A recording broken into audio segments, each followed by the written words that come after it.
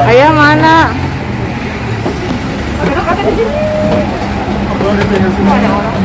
Siap-siap on the way guys.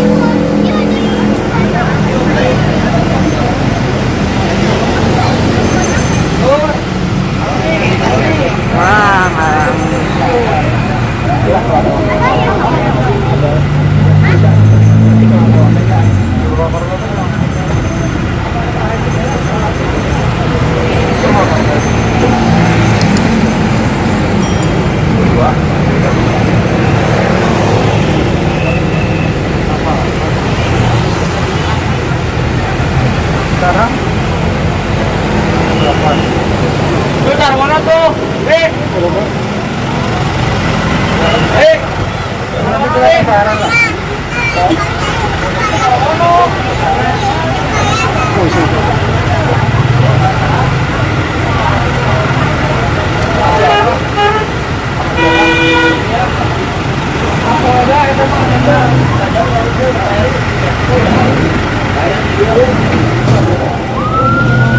Selamat pagi semuanya.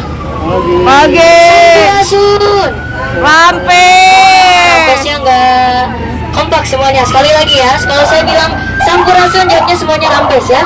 Oke siap. 1, 2, 3. Sampurasun. Ramping. Itu dong. Udah siap semuanya? Siap. Kalau sudah siap, sekarang kita mulai perjalanan kita keliling kota Bandung naik bandros atau Bandung Tour on Bus. Hari ini Bapak Ibu akan ditemenin sama saya di sini sebagai tour guide atau pemandu wisata. Saya dari HPI, Himpunan Pramu Wisata Indonesia. Perkenalkan nama saya Septiani Utoyo. Panggil aja Teh Utoy atau Neng Utoy silakan. Dan saya di sini tidak sendiri. Saya ditemenin sama driver saya hari ini namanya Pangkus. Boleh disapa dulu Pangkusnya. Hai Pangkus. Halo katanya. Halo. Dari Dinas Perhubungan sama kayak bandros ya. Oke Bapak Ibu akan lihat peraturannya simpel aja. Tidak boleh mengulurkan tangan dan kepala keluar. Dan juga yang paling penting maskernya digunakan ya. Kalau lagi makan nggak apa-apa, saya izinkan untuk dibuka maskernya. Dan kita juga di bandros itu nggak cuma keliling kota Bandung sambil lihat kanan kiri aja ya. Tapi kita juga di bandros sambil belajar tentang sejarahnya kota Bandung. Nanti di depan kita bakal melewati tempat-tempat yang bersejarah di kota Bandung. Bapak Ibu akan katanya siap dengerin sejarah dari saya? Nggak mau nonton ke sejarah kok, tenang aja ya, nggak mau nonton ke sejarah. Oke, kita mulai dari sini ya. Dan sekarang kita ada di Jalan Bance yang kalau kata orang Sunda singkatan dari Bantuan Cai Euy.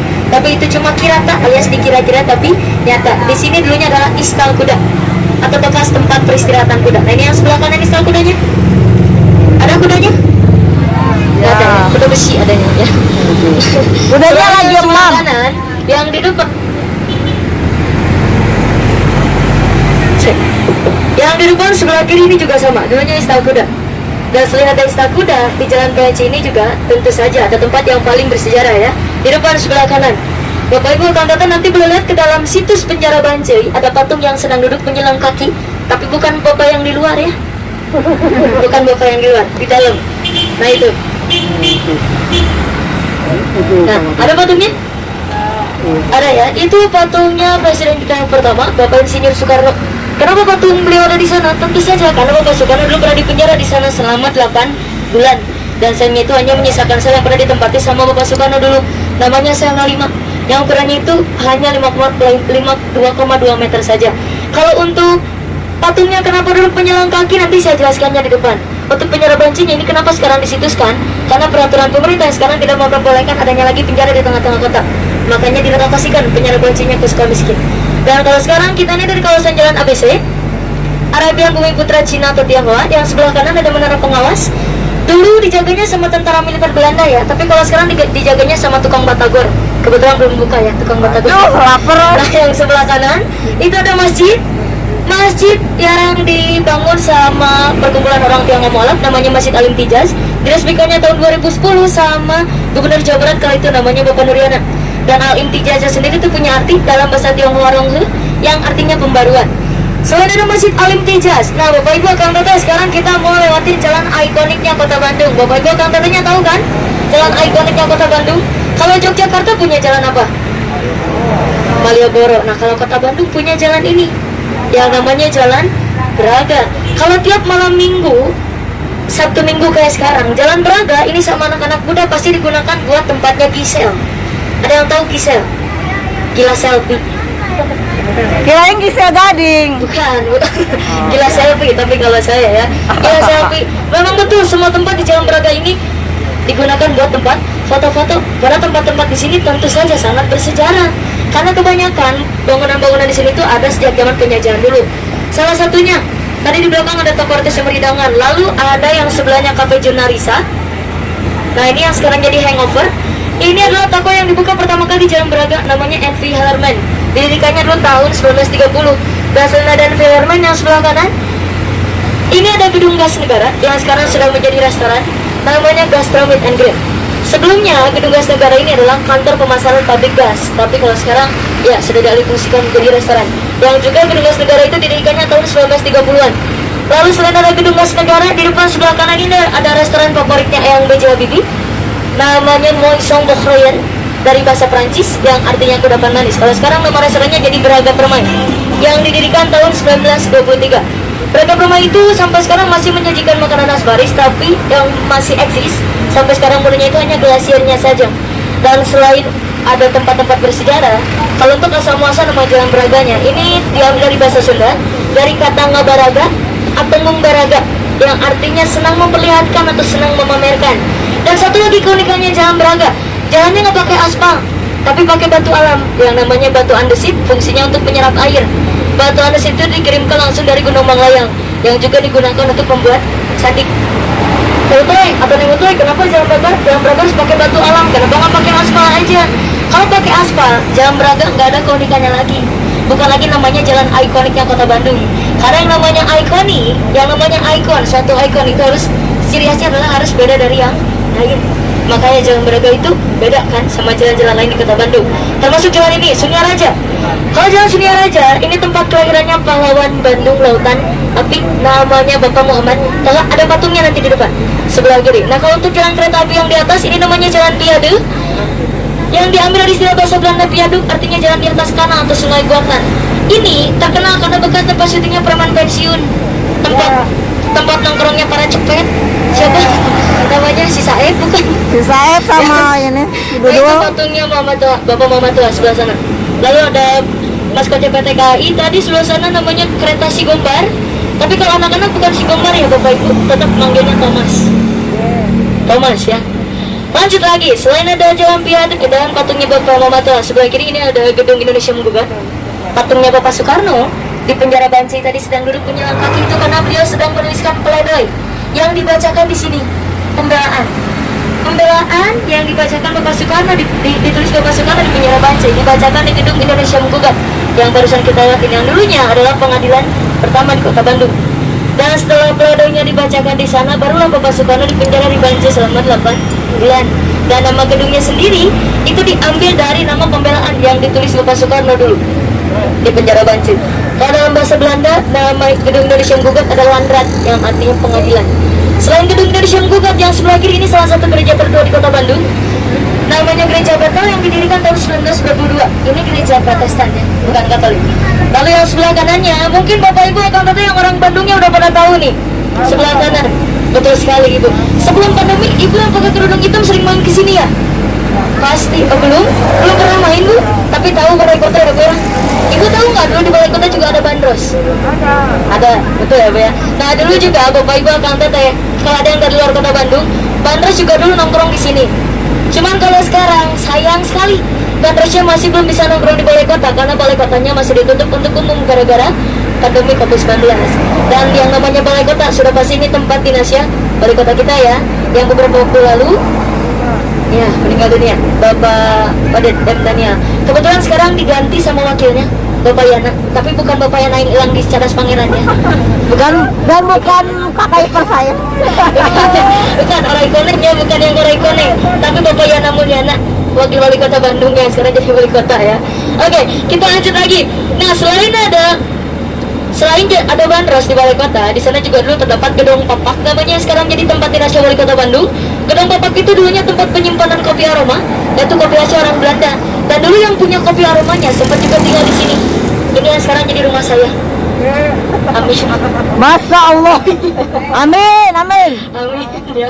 Tapi jujur sih saya nggak mau punya rumah segede ini. Capek beberesnya. Apalagi saya tinggal sendiri kan. Gak mau banget. Kalau ada asisten. Ini namanya Rumah Dinas Pangdam 3 Siliwangi. Salah satu rumah dinas yang fasilitasnya cukup komplit. Ada lapangan tenis dan ada villa kembarnya juga di dalam. Sebelumnya ini adalah kediamannya salah satu kediamannya Tuan Tanah terbesar Kota Bandung, namanya Bapak Andreas de Wilde. Tanah yang dimiliki beliau kurang lebih 40%-nya Kota Bandung, dan juga termasuk kopi aroma yang disimpan di gedung kopak di balai kota juga itu sama dulunya punya Bapak Andreas de Wilde, yang sebelumnya adalah dokter bedah tapi beralih profesi jadi juragan tanah. Lalu yang sebelah kiri ini ada tugu pertukaran pelajar, namanya Mitra Kota atau Sister Cities, atau bisa juga disebut sebagai tugu kerjasama antara Kota Bandung dengan Kota Braunschweig dari Jerman untuk pertukaran pelajar. Sebetulnya tugu kerjasama ini bukan hanya ada satu, tapi totalnya ada 4. Tadi yang kita lewatin ada 3 negara. Dari 3 negara, sebelum rumah dinas ada 2, dari Texas sama dari Cina. Kalau yang dari Texas sama dari Cina itu kerjasamanya untuk ekonomi dan politik. Kalau yang ini pertukaran pelajar. Dan untuk yang tugu kerjasama yang terakhir, kita kebetulan gak lewat ya Bapak Ibu, Kang Teteh, agak jauh di depan gedung Polrestabes. Itu kerjasama antara Kota Bandung dengan Kota Suwon dari Korea Selatan. Kalau kita belok kanan juga bisa lewat tugu itu. Cuman saya sengaja nggak belok kanan soalnya itu bencana buat bapak-bapak ya. Bencana buat bapak-bapak. Jadi saya belok kiri aja. Bencana sekali mau BIP. Ibu-ibunya bisa minta turun depan mall. Nah, benar. Betul. Bencana sekali. Nanti ibu-ibunya sibuk belanja, bapak-bapaknya zikir. Allahu Akbar, Allahu Akbar, astagfirullah, astagfirullah. Musab dada ya. Makanya saya lewat sini aja. Lebih aman lewat Jalan Dago atau Jalan Insinyur Haji Juanda. Sebelum ke nama jalannya, salah satu nama jalannya, sebelah kanan ini ada gedung yang sekarang jadi gedung Bank BTPN. Dulunya adalah villa kepunyaannya orang Belanda, namanya Villa 3 Warna. 3 warnanya dari mana teh? Kan cat gedungnya aja warna putih semua. Memang 3 warnanya itu bukan diambil dari warna gedungnya, tapi diambil dari warna bendera negara Belanda. Merah, putih, biru. Atau yang dalam bahasa Belanda gedung 3 warna disebut drie kleur. Drinya itu 3 dan kleurnya itu warna. Di sana juga jadi tempat penyiaran teks proklamasi pertama kali sekota Bandung dulu. Dan selain ada gedung 3 warna atau yang jadi kantor radio domennya orang Jepang, di depan sebelah kiri ada salah satu taman tematik di Kota Bandung. Bapak Ibu Kang Teteh, ini bukan taman ikonik ya disebutnya, tapi taman tematik. Soalnya ada beberapa orang yang bilang, "Teh, ini taman ikonnya Kota Bandungnya." Bukan. Tapi kalau taman-taman di Kota Bandung ini disebutnya sebagai taman tematik. Kenapa taman tematik? Karena setiap tamannya itu kurang lebih ada temanya. Seperti taman radio barusan. Kenapa dinamakan taman radio? Bukan karena ada stasiun radio, memang ada. Tapi lebih namanya itu diambil lebih ke gedung 3 warna tadi, yang jadi tempat penyiaran teks proklamasi pertama kali di Kota Bandung. Nah itu kenapa nama tamannya juga dinamakan Taman Radio. Selain Taman Radio, kalau Bapak Ibu akan kata lurus ada Taman Jomblo kan di sana, di bawah jembatan Pasopati. Padahal kan namanya bukan Taman Jomblo, tapi Taman Pasopati. Kenapa disebut Taman Jomblo? Kursinya satu-satu. Itu yang jadi ciri khas kenapa disebut Taman Jomblo, karena kursinya satu-satu. Kayak Taman Lansia yang ada di Jalan Diponegoro. Temanya buat siapa? Buat para lansia kan? Tapi yang main lansia bukan? Bukan ya, anak-anak kebanyakan. Oke, nanti kita lewatin tamannya. Nah sebelum ke Taman Lansia, untuk nama Jalan Dagonya sendiri sudah diganti ya. Itu Jalan Dago itu asal-usulnya diambil dari bahasa Sunda juga, sama seperti Jalan Braga, dari kata ngomong kalau kasar, ngadagoan, padago-dago, atau yang bahasa Indonesianya patunggu-tunggu, menunggu, nungguin. Tapi sudah lama juga Jalan Dago itu diganti jadi Jalan Insinyur Haji Juanda. Cuman tetap aja ya Bapak, kalau orang Bandung mah meskipun namanya diganti, tapi tetap aja, tetap manggilnya Jalan Dago. Ada yang tahu kenapa?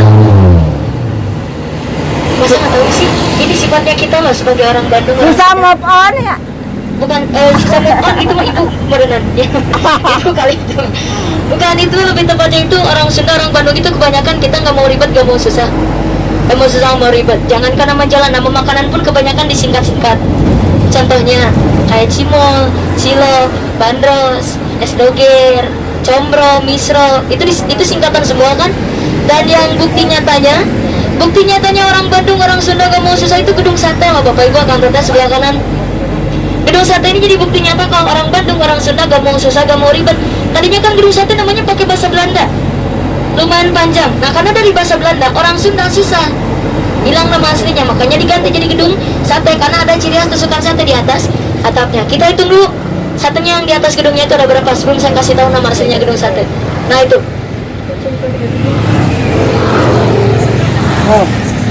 ada berapa? 7 apa 6? 6. Betul sekali. Yang 7 lapar kayaknya. Belum sarapan ya ibu. Gak apa-apa, yang betul ada 6. Angka 6 itu lambang dari modal awal pembuatan gedung sate sebesar 6 juta gulden. Kalau dirupiahkan kurang lebih sekitar 44,5 miliar rupiah. Dan untuk yang nama aslinya gedung sate, nama aslinya gedung sate dari bahasa Belanda adalah Gouvernement Bedrijven. Gimana?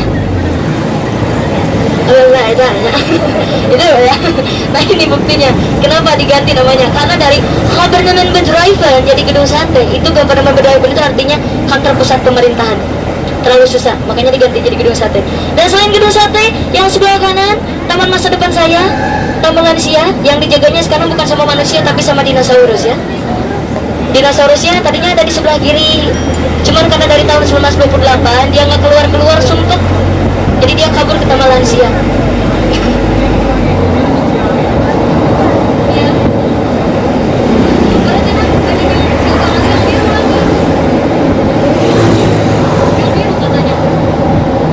Oke, mohon maaf, kita lanjutkan lagi. Nah, untuk museum geologinya, Bapak Ibu akan ada yang sudah pernah main ke museum geologi? Sebelum apa sesudah pandemi? Pasti sebelum pandemi ya. Waktu sekolah mungkin. Nah, kalau misalnya Bapak Ibu akan mau ke museum geologi lagi, sekarang sudah dibuka untuk umum. Tapi kalau misalnya mau masuk, kita harus reservasi dulu dari hari sebelumnya, karena museum geologi hanya menerima 300 orang per harinya. Dan untuk tiket masuknya tetap sama, 3.000 per orangnya. Tapi tetap protokolnya Bapak Ibu harus scan QR dulu dari aplikasi Peduli Lindungi sama memperlihatkan kartu vaksin, dua-duanya. Oke, kita lanjut lagi. Selain ada museum geologi dan ada kantor RRI, lalu ada Masjid Pusdai. Itu masjid kedua terbesar di kota Bandung setelah Masjid Raya yang di alun-alun ya. Dan selain ada Masjid Pusdai, nah Bapak Ibu akan datang buat tempat yang ada di depan. Ini kebetulan nggak ada sama sekali kaitannya dengan sejarah ya. Di Bandros itu komplit loh Bapak Ibu. Kita bahas sejarah, bahas kuliner, perfilman pun ada. Teteh kayaknya yang pakai kerudung putih udah tahu saya mau bahas apa ya teh? Pasti udah tahu. Nah sekarang kita mau lewatin sekolahnya bekas pacar saya. Oh my god. Dilan. Sekarang kita mau lewatin sekolah Dilan, bekas tempat syutingnya film Dilan. Teteh udah tahu teh? Pasti orang Bandung udah tahu. Sebelum ke sekolah Dilan, sebelah kiri ada Pasar Lola. Terkenal dari namanya Pasar Sogo, singkatan dari Shopping Tori Cingogo, alias shopping sambil jongkok. Tentu saja kalau Pasar Lola itu tempat dijual barang-barang bekas ya, tapi yang masih lah ya pakai. Nah sekolah Dilannya yang sebelah kanan ini sekolah Dilan, namanya SMA Negeri 20 Bandung. Ada Dilannya? Gak ada, soalnya bukan kan Dilanda apa sih akang yang pakai baju merah? Nah, Dilannya kebetulan lagi nggak ada ya. Ganti profesi dulu. Dilannya jadi driver bandros. Ini Dilan saya. Kenalin, Dilanda macet. Kan kalau SMA 20 udah pasti Dilannya Dilanda cinta. Kalau Pangkus mah Dilannya Dilanda macet. Kalau saya Dilanda hutang ya. Ya. Dan saya pernah dengar ada satu kata-kata ikonik dari Dilan. Apa katanya teh? Jangan rindu. Rindu itu Berat. bohong, bukan rindu yang berat mah. Cicilan Bu. Oh iya. Bukan rindu, bukan rindu yang berat tapi cicilan. Cicilan apa ibu-ibu? CPP letter, aku laku, tak itu berat banyak. Bukan rindu yang berat. Oke, jangan ngomongin rindu lagi, kita sekarang bahas ke sekolahnya. SMA Negeri 20 Bandung. Sebelum terkenal karena bekas tempat syutingnya film Dilan, dulunya adalah SPG 2. SPG-nya bukan dalam arti yang suka nawarin produk ya, tapi SPG 2 itu Sekolah Pendidikan Guru 2. Dan karena film Dilan dulu sangat populer, karena kepopulernya itu Bapak Ridwan Kamil juga dulu sempat punya rencana mau bangun Taman Dilan di Gor Saparua. Tapi rencananya itu dibatalkan. Kenapa? Karena banyaknya pro dan kontra. Jadi ada yang setuju dibangunnya Taman Dilan, banyak juga yang menolak. Nanti kita lewatin Gor Saparuanya. Tapi sebelum ke Gor Saparua, sekarang kita masuk dulu Jalan Lompong. Ini salah satu tempat yang terkenal karena wisata kulinernya. Saya akan tunjukkan beberapa kuliner yang terkenal di sini. Mulai dari yang tradisional sampai yang modern. Nanti saya tunjukkan. Kalau yang sebelah kanan nggak usah ya. Udah pasaran ini, nggak usah banget, nggak penting ya. Kita ke kuliner yang pertama. tradisional dari Yogyakarta. Apa? Sebelah kanan, gudeg Banda. Tapi biasanya kalau gudeg itu manis ya. Kalau gudeg yang di sini agak asin karena menyamakan dengan lidah orang Sunda. Lalu yang sebelah kiri ada bakso Sultan, yang beberapa bulan lalu sempat viral dijuluki sebagai 1001 bakso. Saya udah pernah coba baksonya, lumayan enak, tapi yang gak enak buat saya harganya. Gak enak banget harganya ya, nguras kantong. Nah selain bakso Sultan, yang ketiga di depan yang pakai gerobak ini ada cuimi. Ini banyak yang bilang dua terbaik kuliner di Jalan Lombok. Cuimi ganteng, si Akang yang jualnya soalnya mirip sama Ariel Noah, makanya disebut cuimi ganteng. Tapi nggak mirip kok, itu cuma ya beberapa saya yang bilang. Tapi saya sendiri pernah ke sana beli cuiminya, nggak mirip sama Ariel Noah. Tapi kalau tanya cuiminya enak atau enggak, enak banget, enak banget. Lalu selain cuimi ini yang terakhir, nggak ada, nggak jualan. Wah, sayang banget. Lomi atau bakmi Lombok? Ya kayaknya libur ya Pak ya, akhir tahun. Iya, kayaknya mau liburkan diri. Nah itu yang terakhir tadi ada di sana, tempatnya kebetulan kosong, namanya Lomi atau bakmi Lombok. Itu kuliner yang paling terkenal di Jalan Lombok. Mereka nggak ada cabangnya, mereka hanya jualnya di sana aja, dan juga kuliner paling murah di Jalan Lombok, harganya cuma 22.000 per porsinya.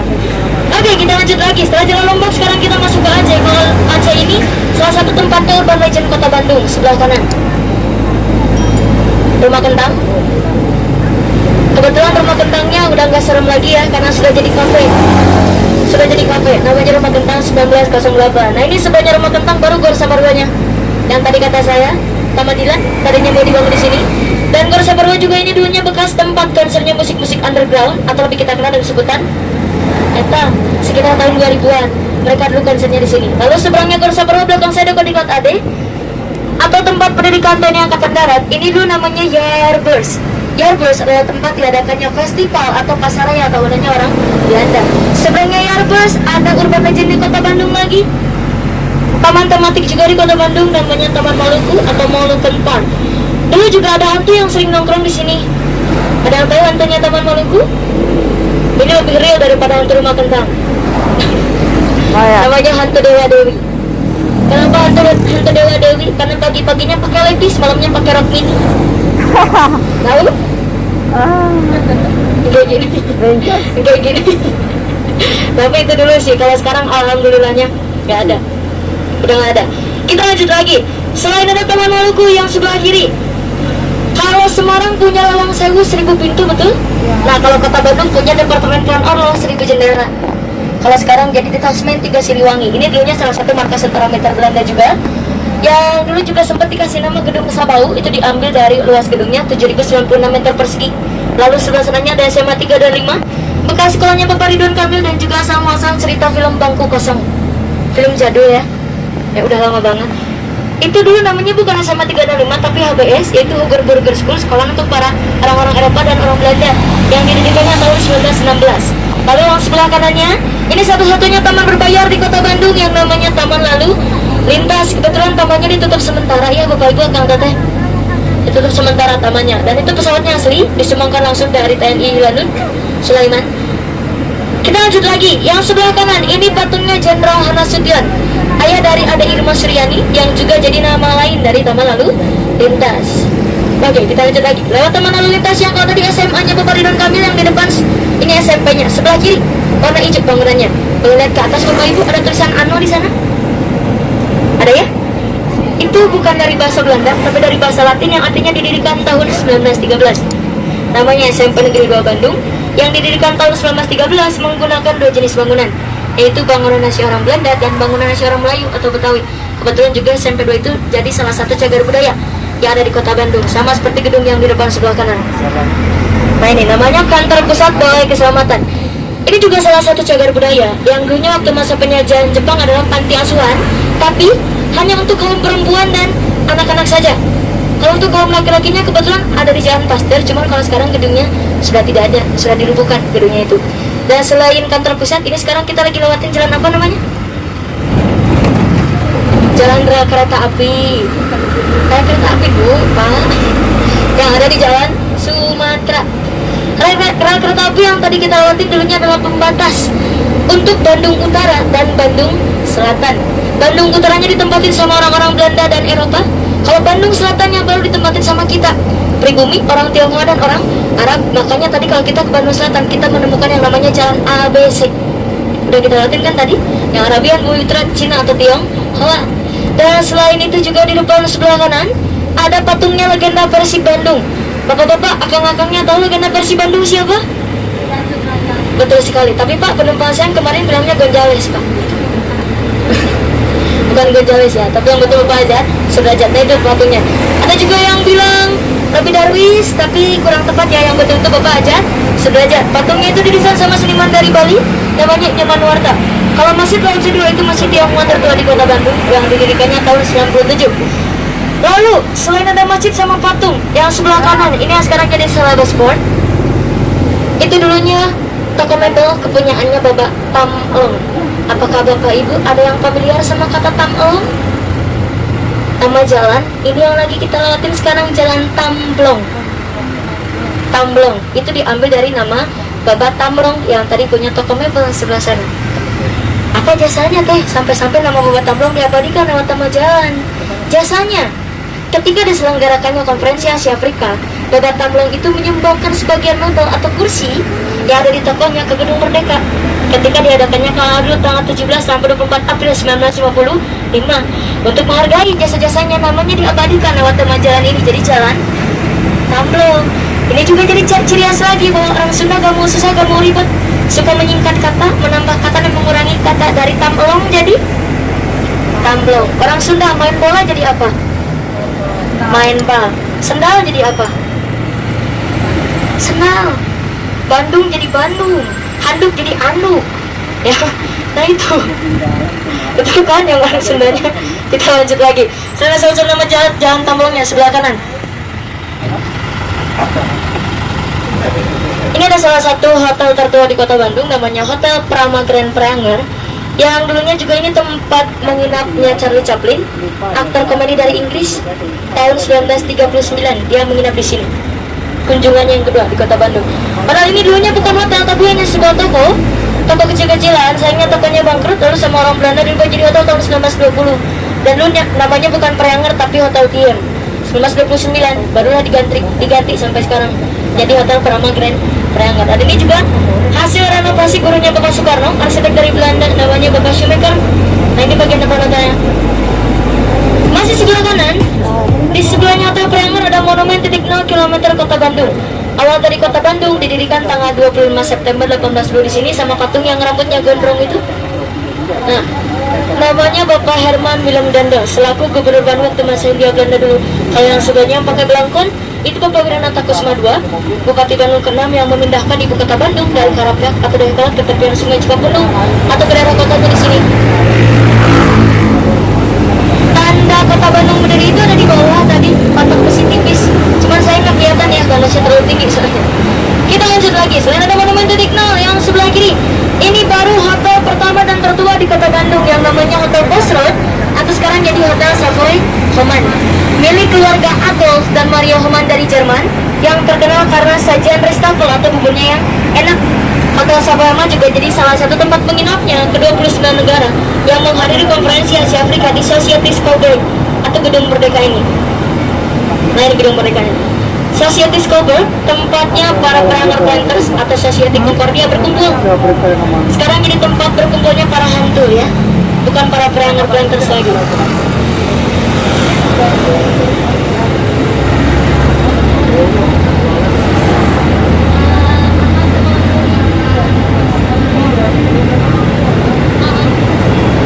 Kebetulan hantunya belum pada ada ya Bapak Ibu, masih pagi soalnya, nggak tahu lagi tahun baruan.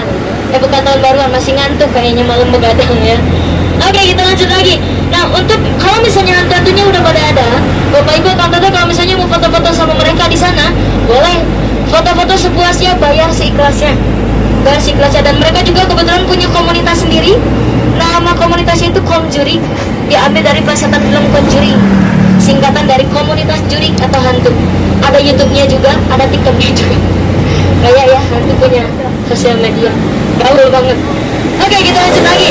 Nah, selain ada hantu-hantu yang tadi, sebelah kiri ada Masjid Raya dan juga alun-alun kota Bandung ya. Tempatnya Bapak Ibu tadi akan naik bandros. Saya mau ngasih tahu, Bapak Ibu Kang Teteh, ada yang dari luar kota Bandung nggak di sini? Cung? Kalau ada, dari mana aja kalau boleh tahu saya? Jakarta. Dari mana teh? Jakarta. Jakarta. Selain dari Jakarta, Depok. dari mana? Bogor, Depok. Lampung, Depok. Aduh banyak nih. Oke, yang dari luar kota Bandung, berarti saya tebak naik Bandrosnya baru pertama kali atau berapa kali? Pertama kali. Nah, saya mengucapkan aja semoga dia jadi pengalaman yang menyenangkan naik bandros dan bikin ketagihan ya. Dan saya juga mau ngasih tahu Bapak Ibu Kang Teteh yang dari luar kota Bandung, kalau misalnya mau naik bandros lagi selain di alun-alun, bisa juga di seberang Museum Geologi tadi ada bandros juga kan di sana. Nah, bisa juga di sana. Untuk yang balai kotanya tadi saya sudah bilang ya, belum dibuka lagi. Tadi itu kita harusnya punya 3 shelter, tapi karena balai kotanya belum dibuka, jadi kita hanya pakai 2 shelter aja. Yang alun-alun sama yang Museum Geologi. Nah, nanti kalau misalnya Bapak Ibu yang dari luar kota Bandung mau main lagi ke sini, mau naik bandros lagi selain naik di alun-alun, bisa juga di seberang Museum Geologi. Oke. Terakhiran deh kalau gitu. Sekarang kita masuk dulu ke Pasar Ciguriang. Kalau tadi kita bawa kanan ke sana kan itu ada pasar baru. Nah, kalau sekarang kita di sini ada Pasar Ciguriang namanya dulu. Sebelum dibakar sama penjudi namanya Munada. Dia dulunya asisten dari presidennya yang ditugaskan di sini untuk mengawasi pasarnya. Cuma dia punya hobinya jelek, suka main judi. Pasarnya dulu sebelah kanan. Nah, suka main judi, tapi waktunya kalah, tapi dia nggak mau bayar. Dia marah, ditagih marah. Ngebakar pasar ini sampai hangus total. Memang dibangun ulang pasarnya, tapi tidak di sini. Bandung setelah pasar ini dibakar 50 tahun nggak punya pasar. Tahun 1800-an baru dibangun di sana yang sekarang jadi pasar baru. Pasar lamanya ada di sini yang namanya Pasar Ciguriang. Sekarang bukan lagi pasar tradisional tapi sudah jadi mall modern seperti juga Kepatihan, Raya Busana dan ada juga King. Jadi bukan lagi pasar tradisional yang namanya Pasar Ciguriang di sini. Oke, kalau sudah sampai juga kita sudah saja pembahasan di bandros. Kalau begitu, Bapak Ibu Kang Teteh sebelum turun mohon dicek dulu barang-barangnya, jangan sampai ada yang ketinggalan, apalagi yang dari luar kota Bandung. Saya mohon cek betul-betul barangnya, jangan sampai ada yang ketinggalan. Dan saya juga mau minta maaf barangkali penjelasan secara saya masih ada yang kurang atau bahasa saya ada yang kurang enak didengar, saya mohon maaf. Dan saya juga mau mengucapkan jangan bilang bosan naik bandros ya, karena ada pepatahnya main ke Bandung belum after rasanya kalau belum naik bandros. Karena berbeda suasana, berbeda suasana. Terima kasih sudah naik bandros. Assalamualaikum warahmatullahi wabarakatuh. Waalaikumsalam warahmatullahi wabarakatuh.